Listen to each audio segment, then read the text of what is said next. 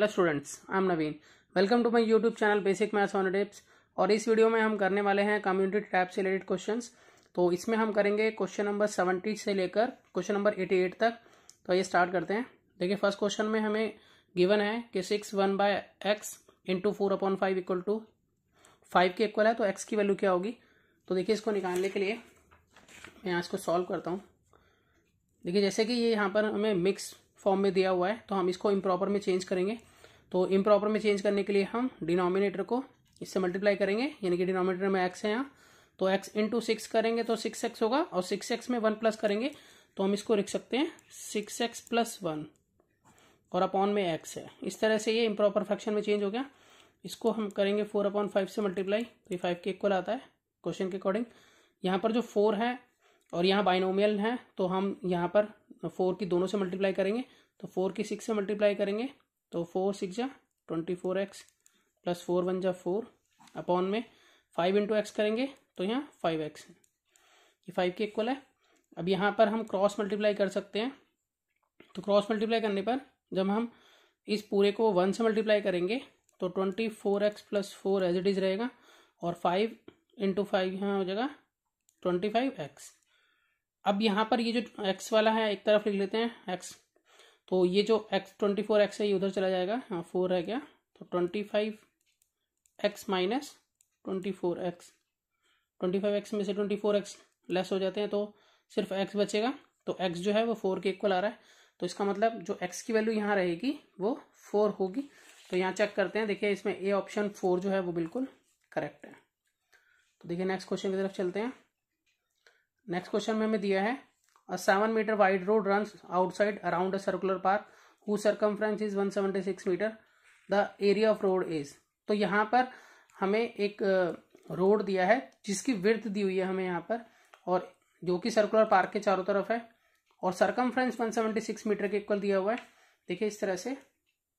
तो देखिए, यहाँ पर मैंने यहाँ बना लिया है, एक जो रोड है उसकी विड्थ 7 मीटर है, और जो सरकमफ्रेंस है यहाँ पर वो 176 मीटर के इक्वल है। देखिए, जैसे कि यहाँ लिखा हुआ है। तो सबसे पहले हम क्या करेंगे, अगर हमें एरिया ऑफ रोड निकालना है, एरिया ऑफ रोड का मतलब ये चीज़ निकालनी है अगर हमें, तो हमें पहले पूरे का एरिया पता चल जाए, यानी कि फुल का एरिया पता चल जाए। उसमें से मैं जो रोड, ये जो बीच में सर्कुलर पार्क है उसका एरिया अगर माइनस कर दूँ तो मेरे पास जो बचेगा वो बचेगा रोड का एरिया, इस तरह से।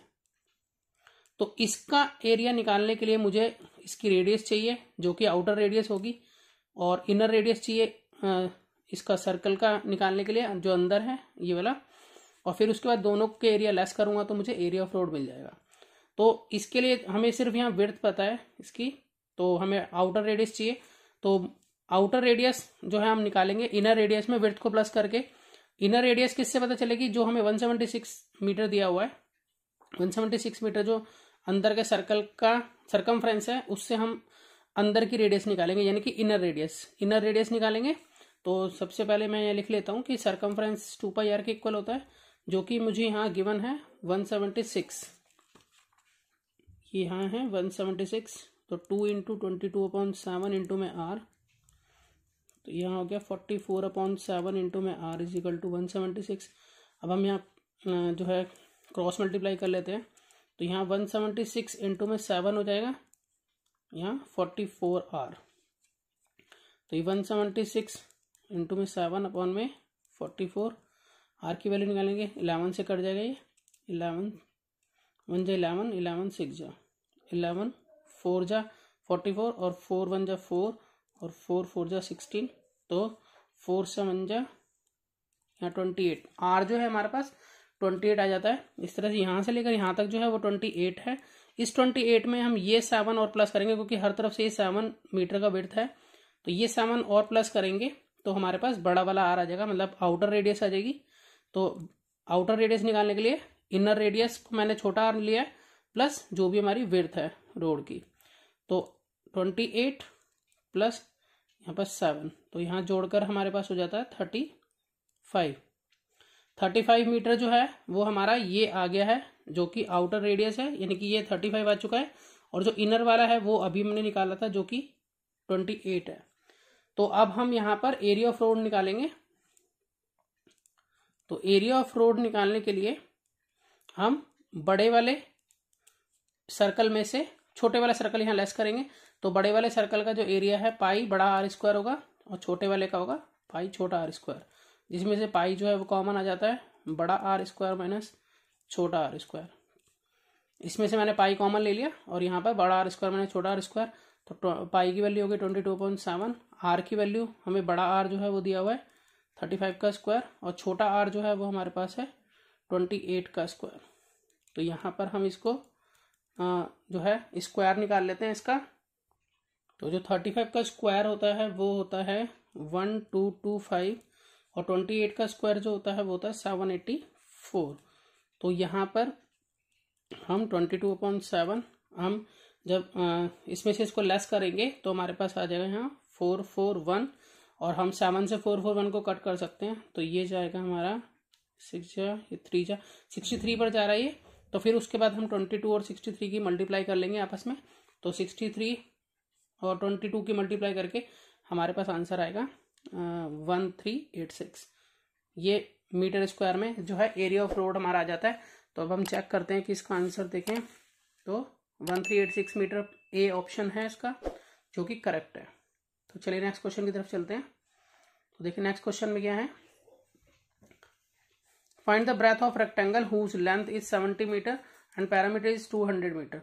तो हमें रेक्टेंगल की ब्रेथ निकालनी है यहाँ पर, जिसकी लेंथ हमें गिवन है और पैरामीटर गिवन है। अब देखिए यहाँ पर जो है वो हमें पैरामीटर गिवन है, तो मैं लिख लेता हूँ कि पैरामीटर ऑफ रेक्टेंगल जो है वो हमें गिवन है, जो कि 200 मीटर है। पैरामीटर ऑफ रेक्टेंगल जो होता है वो 2l + b के इक्वल होता है, जो कि 200 है। अब यहाँ पर हमें ब्रेथ नहीं मालूम है, लेंथ हमें मालूम है कि 70 है, ब्रेथ को हम b लिख लेते हैं। अब इसको हम सॉल्व कर लेंगे तो इससे हमें जो है ब्रेथ पता चल जाएगी। तो 2 को 70 से मल्टीप्लाई करा हमारा यहाँ 140 हो गया प्लस 2b इजिकल टू 200। तो 2b इजिकल टू 200 माइनस 140। तो इन दोनों को आपस में लेस करके आ जाता है ये 60। तो 2b इजिकल टू 60 है। तो b जो ब्रेथ है हमारी 60/2 होगी, जो कि 30 मीटर हो जाती है। तो इस तरह से हम देखें चेक करें कि इसमें ऑप्शन सी जो है उसमें 30 मीटर आ रहा है, तो वो जो कि बिल्कुल करेक्ट है। देखिए नेक्स्ट क्वेश्चन में, क्वेश्चन नंबर 73 में हमें दिया हुआ है कि एरिया ऑफ रेक्टेंगुलर प्लॉट जो है वो 630 मीटर स्क्वायर है और इसकी ब्रेथ जो है 15 मीटर है। तो इसका पैरामीटर हमें निकालना है। तो जैसे कि हमें यहाँ मालूम है कि एरिया जो है हमें यहाँ गिवन है, एरिया ऑफ रेक्टेंगल जो है 630 मीटर स्क्वायर है। तो हमें यहाँ पर ब्रेथ गिवन है, तो सबसे पहले हम यहाँ लिख लेते हैं कि L × B जो है वो हमें गिवन है 630 के बराबर, और हमें यहाँ पर ब्रेथ गिवन है। ब्रेथ को हम 15 ले लेते हैं, लेंथ हमें मालूम नहीं है यहाँ। तो लेंथ निकालने के लिए हम करेंगे 630/15 और हम इसको कट कर लेते हैं।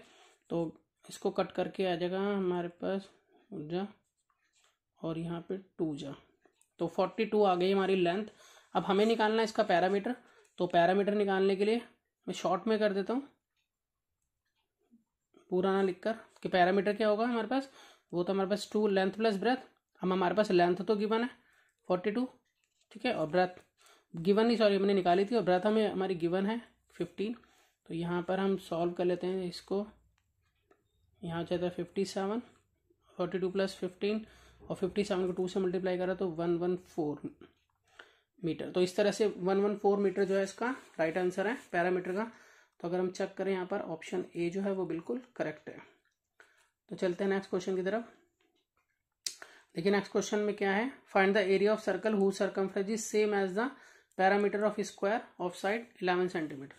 तो हमें यहाँ पर एरिया निकालना है सर्कल का जिसका सर्कमफ्रेंस बराबर है, मतलब सेम है एक पैरामीटर ऑफ स्क्वायर के जिसकी साइड 11 है यहाँ पर, ठीक है। तो देखिए कैसे करेंगे इसको। यहाँ पर सर्कमफ्रेंस और पैरामीटर जो है स्क्वायर का वो सेम है, तो वो लिख लेते हैं कि यहाँ जो सर्कमफ्रेंस है, सर्कमफ्रेंस ऑफ सर्कल जो है वो पैरामीटर ऑफ स्क्वायर के इक्वल है। तो यहाँ पैरामीटर ऑफ स्क्वायर होता है 4 × साइड, सर्कमफ्रेंस होता है हमारा 2πr। तो यहाँ पर हमें जो है r नहीं पता है, तो यहाँ 2 इंटू 22/7 इंटू में आर, साइड की वैल्यू हमें क्वेश्चन में गिवन है 11 है, तो ये हो जाता है हमारा 44, यहाँ 44/7 इंटू में आर। क्रॉस मल्टीप्लीकेशन अगर हम कर देते हैं तो 44 आर 1 जा 44 आर ही हो गया, और यहाँ 44 मल्टीप्लाई बाय 7। तो आर की वैल्यू निकालने के लिए 44 मल्टीप्लाई बाय 7 अपॉन में 44, 44 1 जा 44 ये कट गया, तो आर की वैल्यू जो है वो हमारे पास आ जाती है 7। तो आर जो है 7 आ गई है। अब हमें निकालना है इसका एरिया। तो एरिया निकालने के लिए एरिया ऑफ सर्कल जो होता है वो होता है हमारा पाई आर स्क्वायर।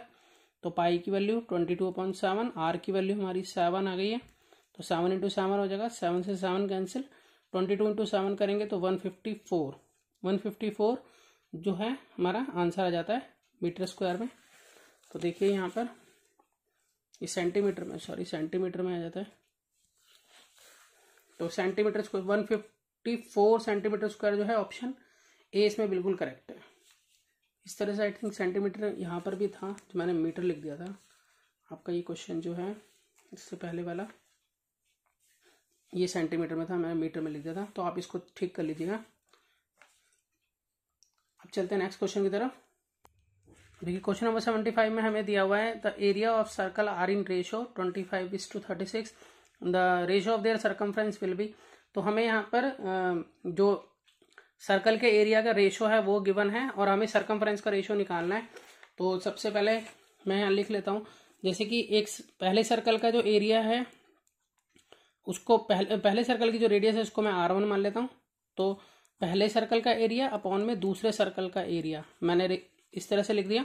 ये किसके इक्वल है, हमें क्वेश्चन के मुताबिक दिया हुआ है कि 25/36 के इक्वल है।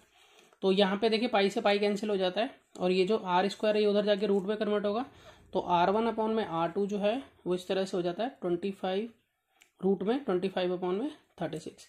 तो अगर हम देखें तो R1 और R2 यानी कि पहले सर्कल के रेडियस अपॉन में दूसरे सर्कल की रेडियस जो है वो हो जाएगी 25 का स्क्वायर रूट हो जाएगा 5 और 36 का स्क्वायर रूट होगा 6।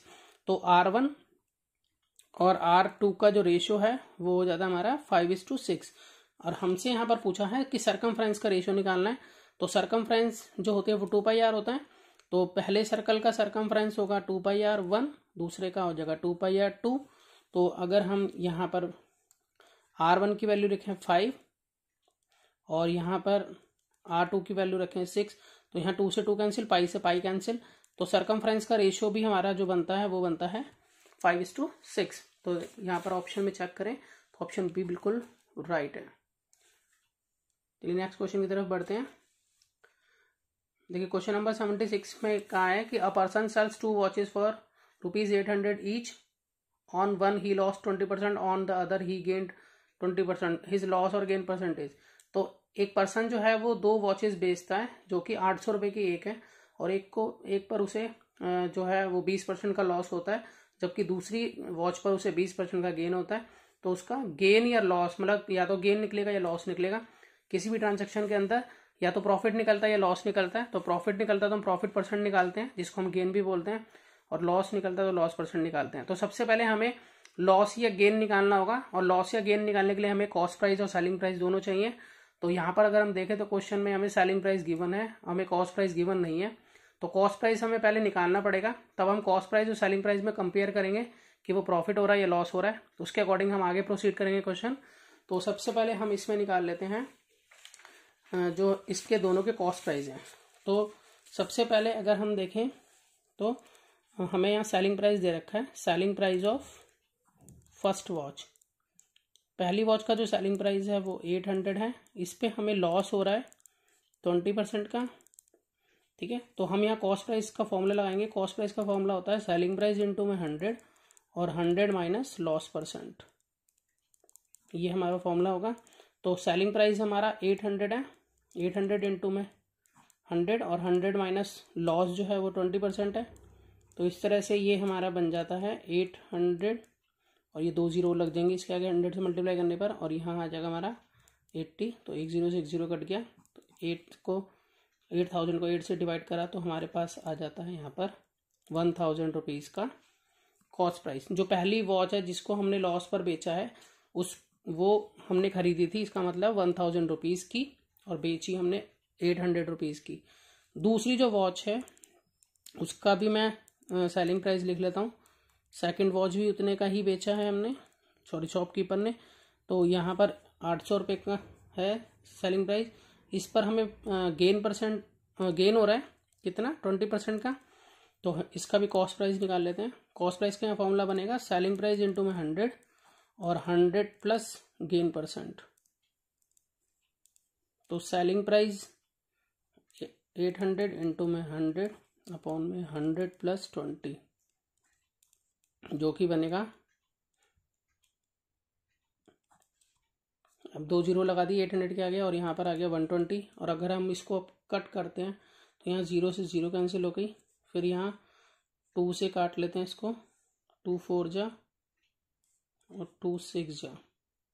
उसके बाद फिर 2 से कट जाएगा, 2 2 जा 4, 2000 हो गया और 2 3 जा 6। तो यानी कि हमारा यहाँ अपॉन में आ रहा है, नहीं तो पॉइंट में निकालना पड़ेगा हमें, तो इसलिए मैं इसको फ्रैक्शन में रहने देता हूँ। 2000 अपॉन में 3 जो है इसका कॉस्ट प्राइस आ गया। अब देखें, अब हमें ये पता करना पड़ेगा कि हमारा कॉस्ट प्राइस बढ़ा है या सेलिंग प्राइस बढ़ा है। तो अगर हम यहाँ देखें तो जो हमारा टोटल सेलिंग प्राइस है, TSP मतलब टोटल सेलिंग प्राइस 800 प्लस 800 होगा, जो कि 1600 हो जाएगा।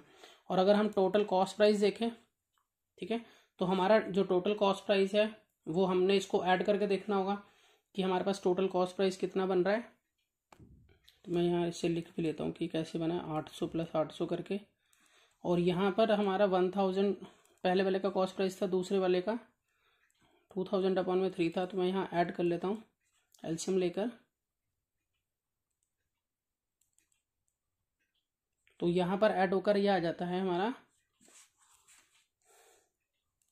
5000 अपॉन 3 और यहाँ पर है हमारा 1600। अगर हम क्रॉस मल्टीप्लिकेशन करके देखें कौन सा बड़ा है, तो ये हो जाता है हमारा 4800 और ये 5000 बन जाए 5000।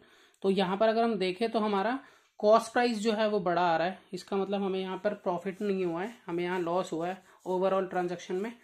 तो लॉस निकालने के लिए हमें क्या करना होता है, लॉस निकालने के लिए हमें कॉस्ट प्राइस में से सेलिंग प्राइस को लेस करना पड़ता है। तो हमारे पास जो कॉस्ट प्राइस है वो है हमारा कितना, एक्चुअली 5000 अपॉन में 3 और सेलिंग प्राइस जो है वो हमारा 1600 है।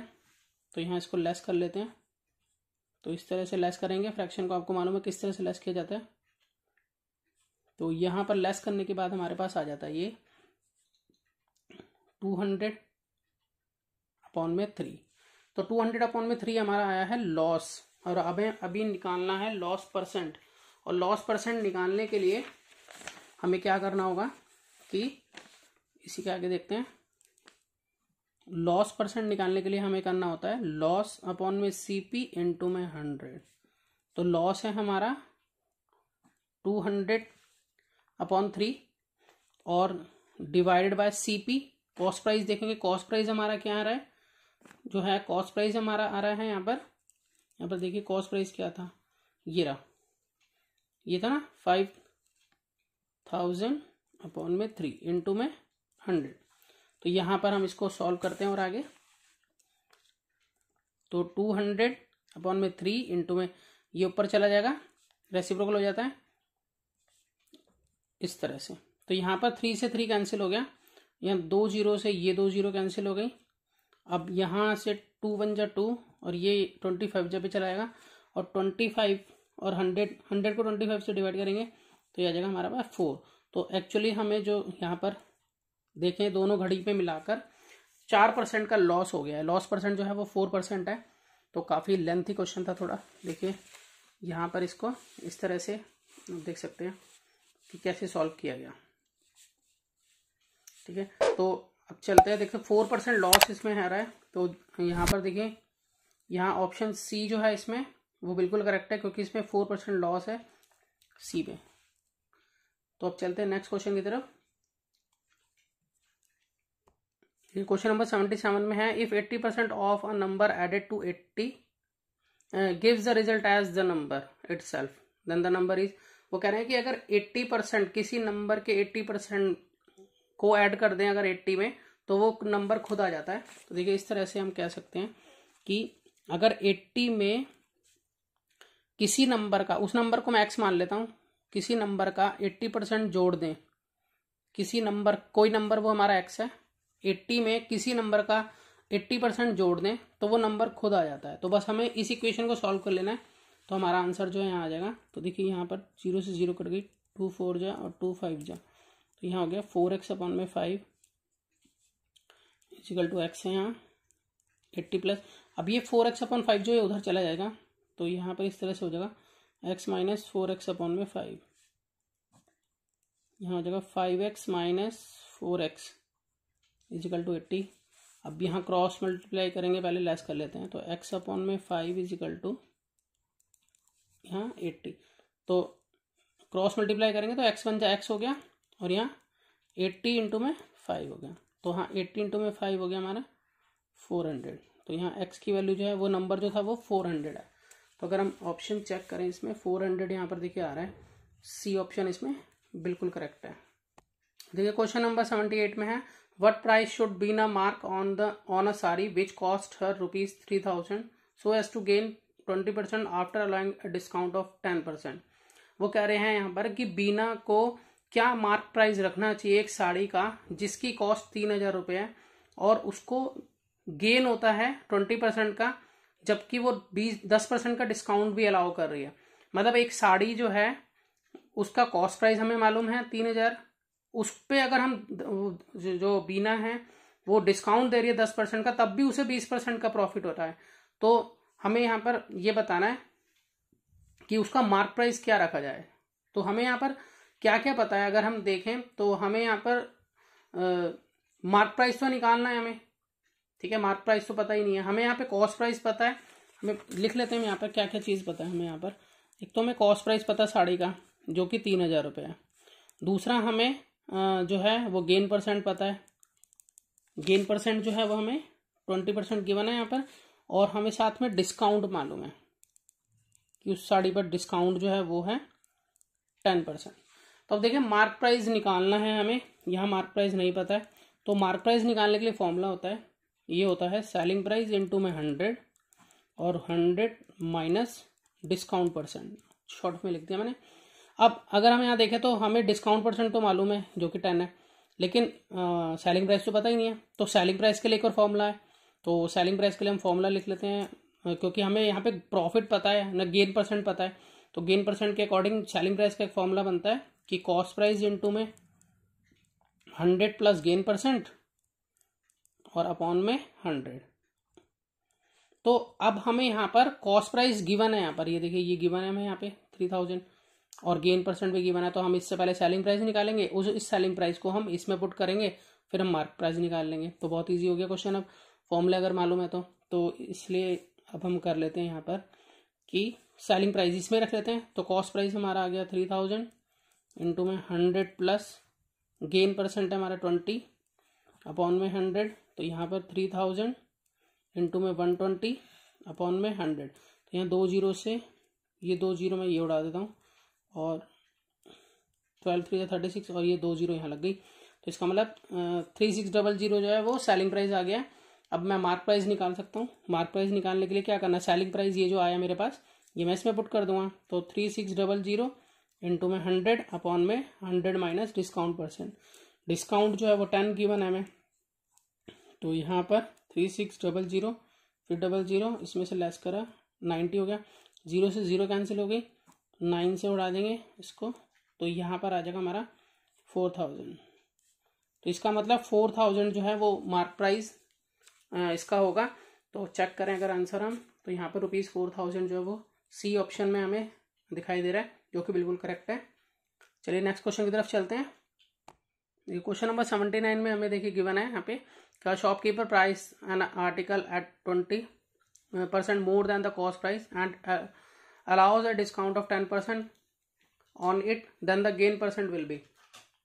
तो यहाँ पर देखिए यहाँ पर जो है ना हमें कहा है कि शॉपकीपर जो है वो प्राइस करता है एक आर्टिकल को कॉस्ट प्राइस से 20% ज़्यादा। तो कॉस्ट प्राइस से 20% ज़्यादा का मतलब क्या होता है कि हमें जो है वो कॉस्ट प्राइस जब यहाँ पे मालूम नहीं है तो कॉस्ट प्राइस को हमें क्या मानना पड़ेगा, एक्स मानना पड़ेगा। यानी कि यहाँ पर जो वो मार्क प्राइस बता रहा है वो कि कॉस्ट प्राइस से 20% ज्यादा है मार्क प्राइस। यहाँ पे मार्क लिख देते हैं, जो मार्क प्राइस है आर्टिकल का वो 20% ज्यादा है कॉस्ट प्राइस से, और उसको 10% का डिस्काउंट अलाउ करने पर, अगर वो डिस्काउंट अलाउ कर दे तो गेन परसेंट क्या होना चाहिए हमें यहाँ बताना है। तो थोड़ा सा कॉम्प्लिकेटेड केस है। तो सबसे पहले हमें कॉस्ट प्राइस के बारे में कुछ नहीं पता, और मार्क प्राइस 20% ज्यादा है कॉस्ट प्राइस से, तो हम इसको ऐसे लिख सकते हैं। देखिए कि सबसे पहले मैंने लिख लिया कि लेट कॉस्ट प्राइस जो है वो हमारा यहाँ एक्स है, ठीक है। तो मार्क प्राइस कितना है, मार्क प्राइस जो है वो कॉस्ट प्राइस, यानी कि कॉस्ट प्राइस में कॉस्ट प्राइस का ही 20% ज्यादा है। तो यहाँ 0 से 0 कट गई, 2 1 जा 2, 2 5 जा 10, तो x अपॉन 5 और x, इसको हम सॉल्व कर लेते हैं। तो यहाँ बन जाता है ये 5x प्लस एक्स, यानी कि 6x अपॉन में 5। तो 6x अपॉन में 5 जो है वो हमारा आ जाता है मार्क प्राइस, जो कि अभी x की फॉर्म में हमें मालूम नहीं है एग्जैक्टली क्या है। तो मार्क प्राइस हमारा ये आ गया, क्योंकि हमें कहा था कि कॉस्ट प्राइस से 20% ज्यादा है, तो वो इस तरह से निकाल लिया हमने। अब हम क्या करेंगे, इसमें हम निकालेंगे, हमें एग्जैक्टली निकालना क्या है, हमें निकालना है गेन परसेंट। अब गेन परसेंट निकालने के लिए हमें पता होना चाहिए गेन। तो गेन निकालने के लिए हमें चाहिए कॉस्ट प्राइस और सेलिंग प्राइस, ठीक है। तो कॉस्ट प्राइस को तो हमने एक्स मान लिया, सेलिंग प्राइस हमें और निकालना पड़ेगा, तभी तो हम गेन निकाल पाएंगे। तो गेन का फॉर्मूला क्या होता है, तो गेन का फॉर्मूला होता है selling price minus cost price.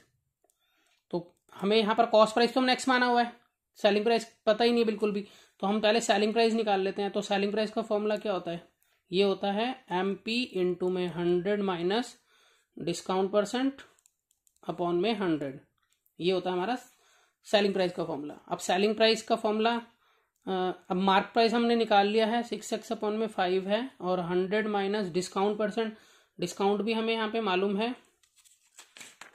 देखिए कितना है यहाँ डिस्काउंट, 10% का डिस्काउंट है यहाँ पे, तो 10% का डिस्काउंट हम यहाँ लिख लेते हैं 10 अपॉन में 100।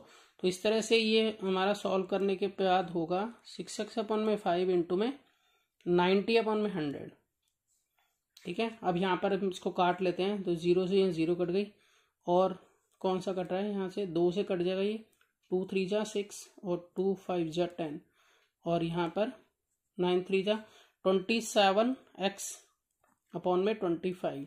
तो ये हमारा आ गया है सेलिंग प्राइस, ये सेलिंग प्राइस आ गया 27x अपॉन में 25। अब हमें निकालना है गेन। तो गेन निकालने के लिए मैंने बता दिया कि यहाँ पर कि सेलिंग प्राइस में से कॉस्ट प्राइस घटाते हैं, तो सेलिंग प्राइस हमारा ये आ गया 27x अपॉन में 25, और कॉस्ट प्राइस जो है हमने x माना हुआ था, इसको सॉल्व कर लेते हैं। तो ये 25 से 25 गया 1 को ऊपर से मल्टीप्लाई करिए 27x माइनस या 1 को दोनों, इन दोनों को डिवाइड करा 25 को ऊपर से मल्टीप्लाई करा, तो इस तरह से हमारे पास आ गए 2x अपॉन में 25। तो 2x अपॉन में 25 जो है वो हमारा क्या आ गया, गेन आ गया। और जबकि हमें निकालना क्या है, गेन परसेंट निकालना है। तो गेन परसेंट निकालने के लिए हम क्या करेंगे, गेन अपॉन CP इंटू 100, ये फॉर्मूला होता है, गेन अपॉन CP इंटू में 100। तो इसी को पुट कर देते हैं, गेन क्या है हमारा 2x अपॉन में 25 है, डिवाइडेड बाय कॉस्ट प्राइस कितना है हमारा, कॉस्ट प्राइस मैंने x माना हुआ था, और इंटू में 100। तो इसको सॉल्व कर लेते हैं। तो 2x अपॉन में 25 इंटू में 1 अपॉन में x इंटू में 100। तो यहाँ x से x कैंसिल हो जाता है, और 25 जो है ये 100 को काटेगा 4 जा पे, और 4 2 जा 8, जहाँ 8% जो है वो गेन हो जाता है, ठीक है। तो इस तरह से देखिए मैंने किस तरह से इसे सॉल्व किया, ठीक है। तो यहाँ 8% जो है वो ऑप्शन डी देखिए बिल्कुल करेक्ट है। अब चलते हैं क्वेश्चन नंबर 80 की तरफ। देखिए क्वेश्चन नंबर 80 में है, the Suman weight decrease from 80 kg to 60 kg, find the percentage decrease. तो सुमन का वेट जो है वो 80 kg से 60 kg हो चुका है, तो कितना परसेंट डिक्रीज हुआ है। तो सबसे पहले अगर हम डिक्रीज देखें, 80 से 60 हुआ तो 20 kg डिक्रीज हो गया।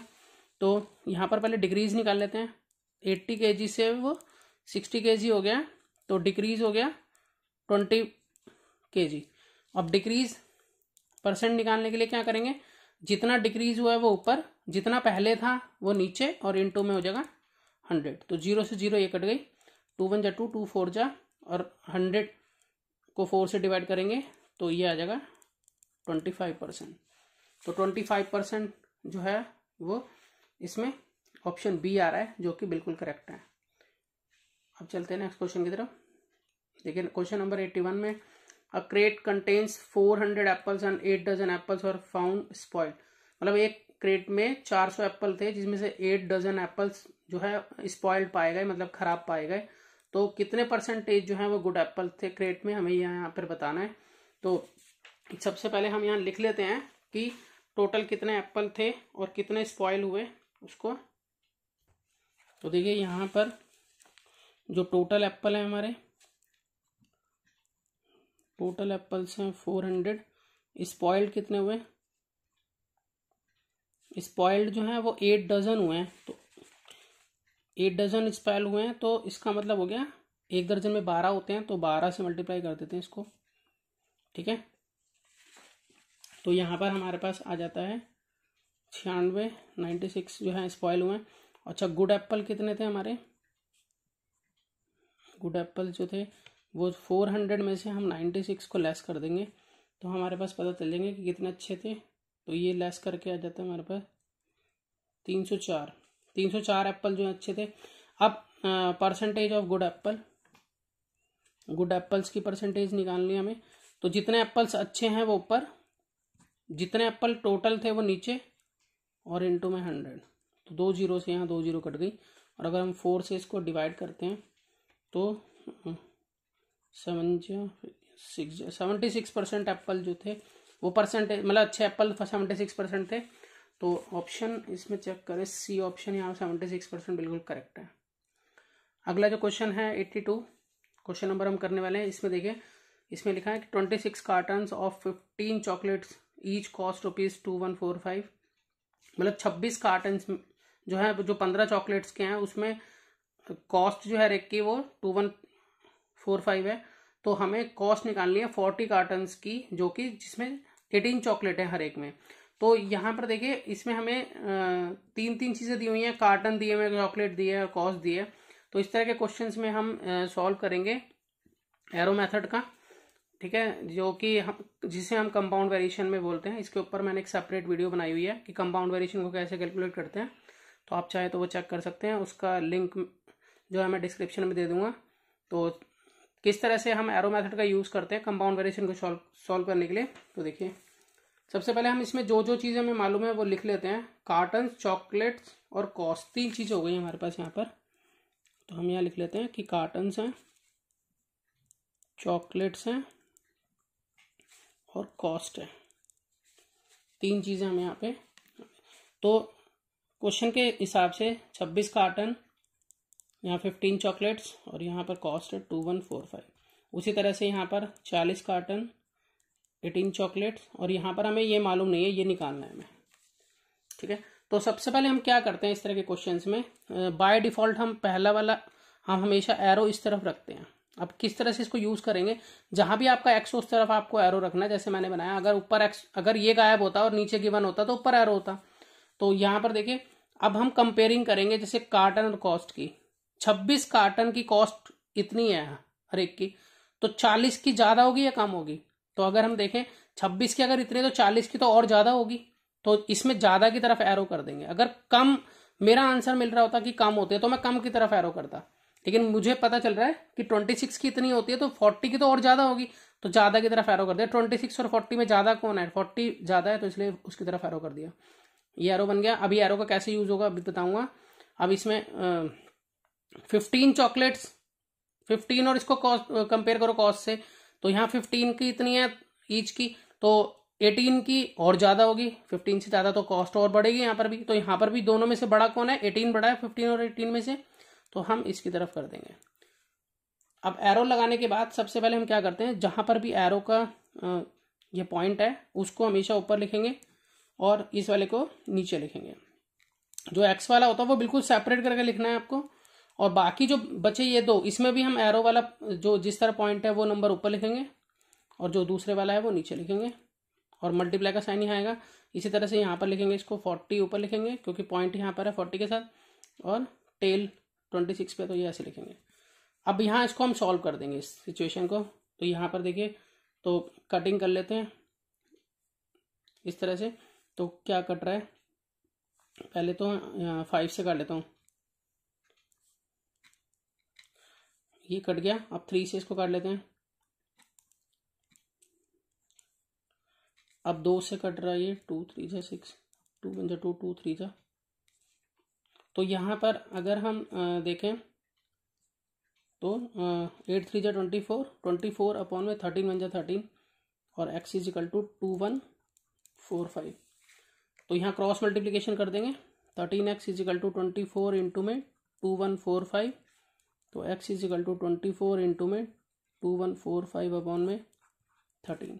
तो 13 की टेबल से इसको काट लेता हूँ मैं, 13 6 13 5 जा, ठीक है, ये आ गया। अब इसको मैं इससे मल्टीप्लाई कर लेता हूँ, कितना बनेगा,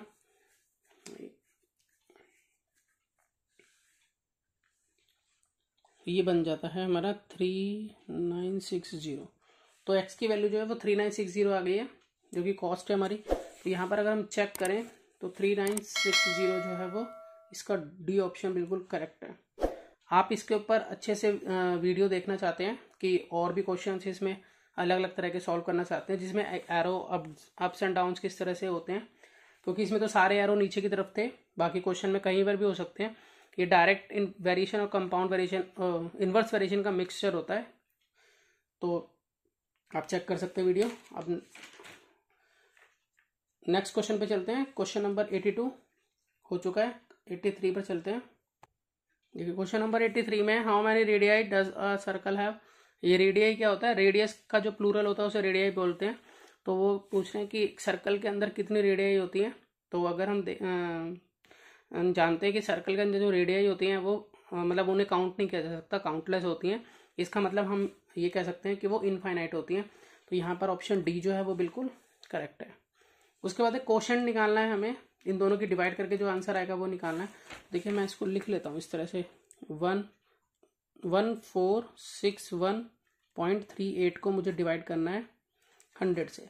तो इस तरह से मैंने लिख लिया, और इस पॉइंट को हटाऊंगा मैं यहाँ से। तो पॉइंट के बाद यहाँ 2 नंबर है, तो इसका मतलब मैं यहाँ 2 0 इंसर्ट कर सकता हूँ। उसके बाद ये नंबर मैं दोबारा से लिख लेता हूँ, 1466138 अपॉन में हो गया यहाँ 10,000। तो देखिए इस तरह से मैंने लिख लिया इस नंबर को। अब यहाँ पे 4 0 हैं 10,000 में, तो 4 के बाद यहाँ पॉइंट प्लेस कर दूंगा, 1 2 3 4। तो इसका आंसर बन जाता है ये 14.6138, 14.6138। अगर हम देखें तो ऑप्शन इसमें बी जो है वो करेक्ट आ रहा है, तो इसमें बी जो है करेक्ट ऑप्शन है। चलिए क्वेश्चन नंबर 85 में देखते हैं। यहाँ पर हमें मल्टीप्लाई करनी है 39.146 की 100 से। तो इसको लिख लेते हैं 39.145, सॉरी, इसकी मल्टीप्लाई करनी है 100 से। तो यहाँ पर देखिए इस पॉइंट को हटाकर, यहाँ पॉइंट के बाद 3 डिजिट्स हैं, तो यहाँ पर मैं 1000 लगा सकता हूँ। तो यहाँ पर 2 0 से ये 2 0 कैंसिल हो जाएंगी, तो हमारे पास रहेगा 39.145 अपॉन में 10। 10 में 1 0, तो राइट हैंड साइड से मैं एक डिजिट के बाद पॉइंट को प्लेस कर दूंगा। तो ये इस तरह से बन जाएगा। तो चेक करते हैं ऑप्शन, कौन सा ऑप्शन करेक्ट होगा। तो यहाँ पर भी हम देखें तो हमारा ऑप्शन बी जो है वो बिल्कुल यहाँ करेक्ट आ रहा है, ठीक है। चलिए अगला चलते हैं अगले क्वेश्चन की तरफ। यहाँ पर what percentage decrease if a number reduce from 70 to 42। क्या परसेंटेज डिक्रीज होगा अगर एक नंबर रिड्यूस हो जाता है 70 से 42 तक।